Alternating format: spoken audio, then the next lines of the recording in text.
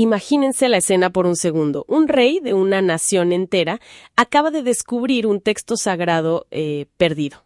Ajá. Y al leerlo, pues se da cuenta de que su reino ha estado rompiendo las reglas durante generaciones. Una crisis monumental. Exacto.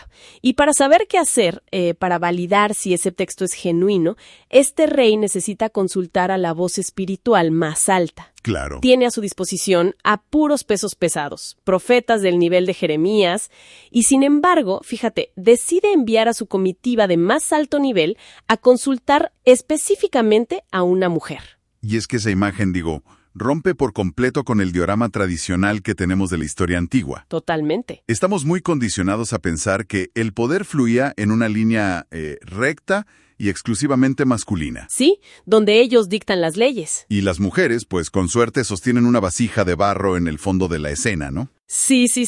Y precisamente por eso la misión de este análisis profundo está clarísima. Hoy tenemos sobre la mesa un documento fascinante. Así es. Se titula Mujeres profetizas en la Biblia y el objetivo es desmentir esta idea de que los roles femeninos eran secundarios. Yendo directo a las fuentes. Exacto. Bueno, vamos a desmenuzar esto, porque desde la primera página el documento nos lanza una premisa contundente.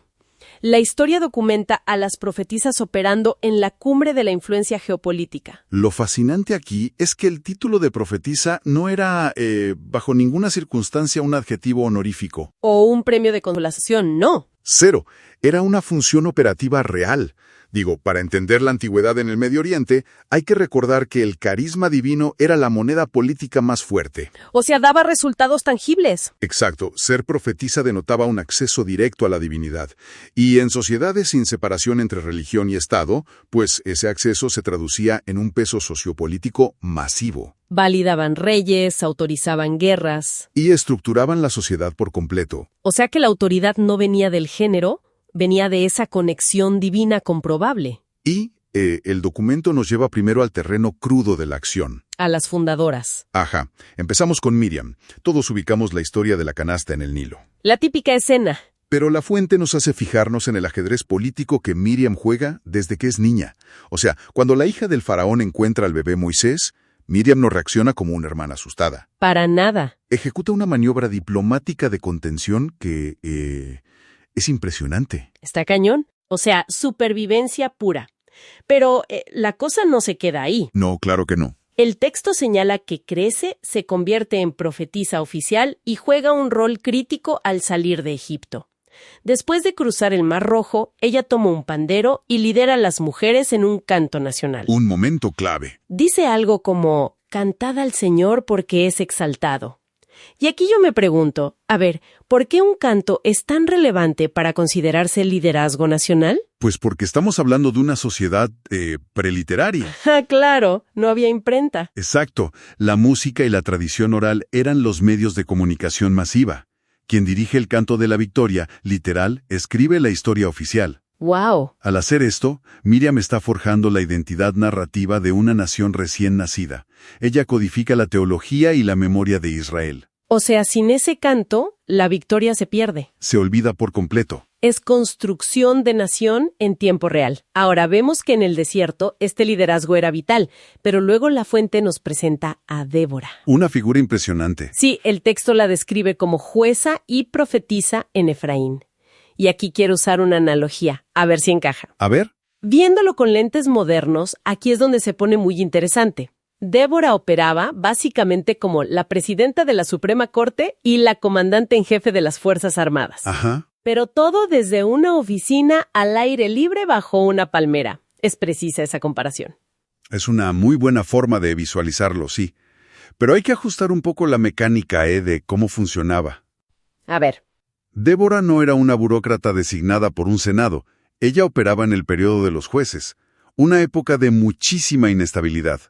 Tribus descentralizadas, ¿no? Exacto. Su tribunal bajo la palma de Débora funcionaba por puro consenso tribal. O sea, la gente hacía fila para verla. Hacían fila porque su historial oracular era infalible. Su poder nacía del respeto de la comunidad, no de una institución. Entendido. O sea, el poder iba de abajo hacia arriba, pero avalado por lo divino. Totalmente.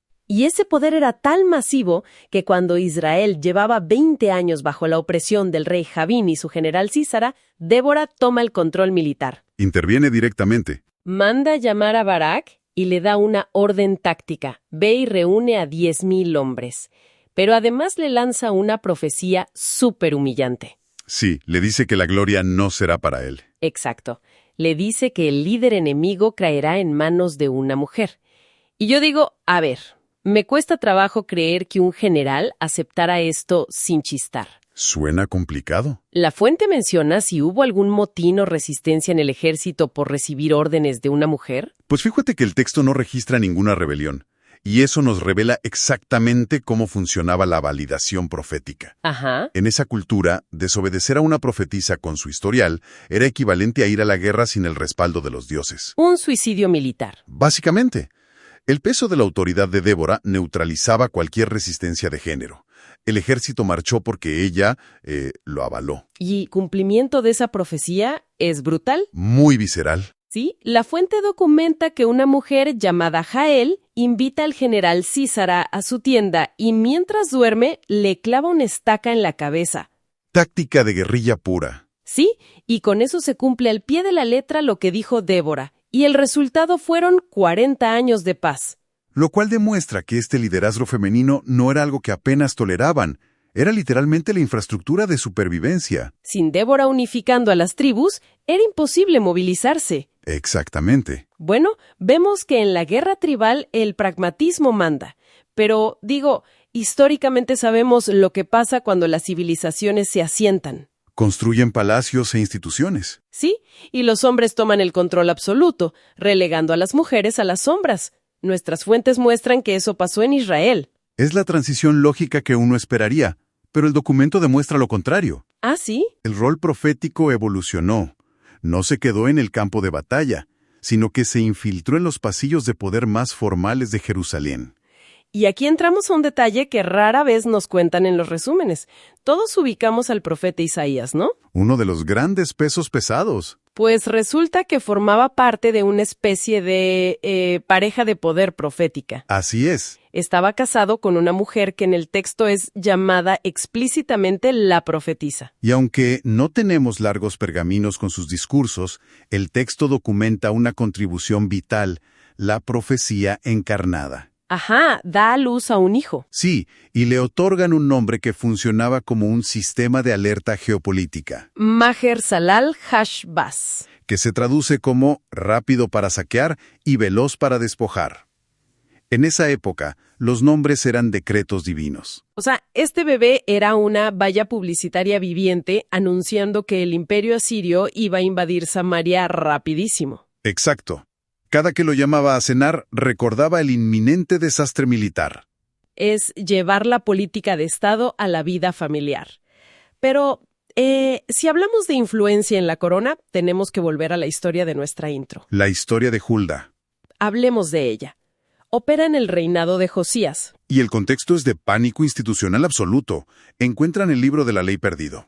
Sí, y el rey se da cuenta de que la nación lleva décadas violando su constitución religiosa. Y aquí la dinámica es increíble. Sí, porque la fuente subraya que en esa época vivían profetas como Jeremías o Sofonías.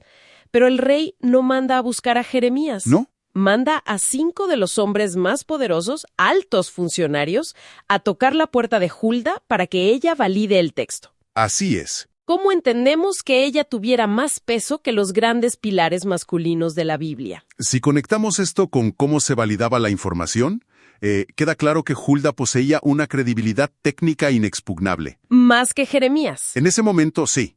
La corte consideraba que ella tenía la lectura más aguda de los dictámenes divinos. Ella era la principal intérprete. Y no usó nada de diplomacia. El documento dice que profetizó sin filtros. El juicio va a caer sobre la nación. ¿Pero le añade un apéndice crucial? Sí, asegura que Josías, por mostrar humildad ante el texto, no verá la destrucción en vida. Y esa intervención actúa como detonante de la reforma deuteronómica, una de las transformaciones más radicales de la antigüedad. ¡Impresionante! Con el aval de Hulda, Josías desmanteló redes de idolatría y reescribió las políticas públicas. Una sola mujer, validando un pergamino, cambió un reino entero. Así de grande era su autoridad. Bueno, ahora damos un salto temporal en nuestras fuentes hacia el Nuevo Testamento, los inicios del cristianismo. Una época muy distinta. Sí, y el documento nos muestra cómo este título de profetisa se bifurca, o sea, podía ser un símbolo constructivo o un arma destructiva. El modelo constructivo lo vemos con Ana. Ajá. La fuente es muy específica, viuda de 84 años de la tribu de Aser, que dedicó décadas al servicio en el templo. Ayunos y oraciones, décadas de disciplina en la sombra. Y el texto relata que esta acumulación de autoridad le permite reconocer al niño Jesús. Empieza a validar su identidad ante todos los que esperaban la redención.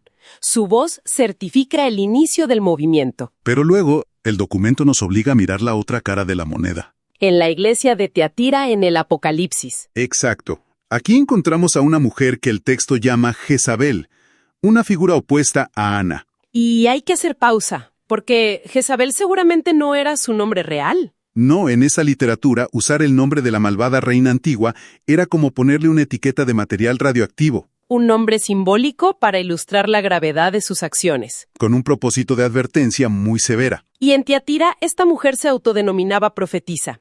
¿Qué hacía con ese título? Enseñaba doctrinas que desviaban a la comunidad, inducía a la inmoralidad sexual y a comer carne sacrificada a ídolos. Un compromiso ético gravísimo. Totalmente. Entonces, a ver, traduciéndolo a nuestra época. El título de profetisa era el equivalente a tener la insignia de cuenta verificada de máxima autoridad. Buena analogía. Pero con consecuencias de vida o muerte. Y esta mujer usó el título para secuestrar el liderazgo moral de una congregación. Tal cual. Pero mi duda es, ¿por qué era tan fácil? ¿Por qué la comunidad simplemente la obedecía en lugar de, expulsarla? Esto plantea una pregunta importante sobre la infraestructura sociológica de esa época. No existía un Vaticano ni concilios universales. Eran iglesias pequeñas en casas, ¿no? Redes locales, ¿sí? Y eran profundamente vulnerables a los líderes carismáticos. Cuando alguien se ponía la insignia de profetisa hablando en nombre de Dios, el peso cultural paralizaba el juicio crítico de todos. Claro, el miedo a desobedecer a lo divino los hacía tolerar el abuso. Exacto. Y de hecho, la crítica principal en el Apocalipsis no es solo hacia ella. Es hacia la iglesia por pasiva. El texto los reprende por tolerar a Jezabel. El peligro de la complacencia, ¿no? Sí, cuando una sociedad deja de auditar a sus figuras de autoridad. Y bueno, esto demuestra de manera inversa el mismo punto que vimos con Débora. El poder del rol femenino era gigantesco. Podía forjar una nación o desmoronar una comunidad desde adentro. Exacto. Bueno, si tomamos todo lo que extrajimos de mujeres profetisas en la Biblia y lo juntamos, pues la conclusión es implacable. Así es. Las fuentes primarias entierran por completo la idea de que la mujer antigua era un adorno pasivo. Fueron el motor de cambios geopolíticos fundamentales. Miriam con diplomacia, Débora con mando militar, Hulda validando leyes. Demostraron que la verdadera autoridad trascendía el género cuando había visión estratégica. Y esto, para quienes nos escuchan hoy, no es solo un dato curioso. Analizar estos textos nos fuerza a cuestionar de raíz las suposiciones que tenemos sobre cómo fluía el poder. Es una lección sobre la importancia de leer las fuentes completas. Sin quedarnos con los resúmenes. Porque la historia popular tiende a limar las aristas para encajar en narrativas fáciles de digerir. Borrando matices enteros. Y eso nos deja con una idea bastante provocadora rondando en la cabeza. A ver. Si regresamos a la historia del rey Josías, si el título de profetisa tenía un peso político tan sísmico que la corona pasaba por alto a los nombres masculinos más famosos para ir a recibir órdenes de ellas. Ajá.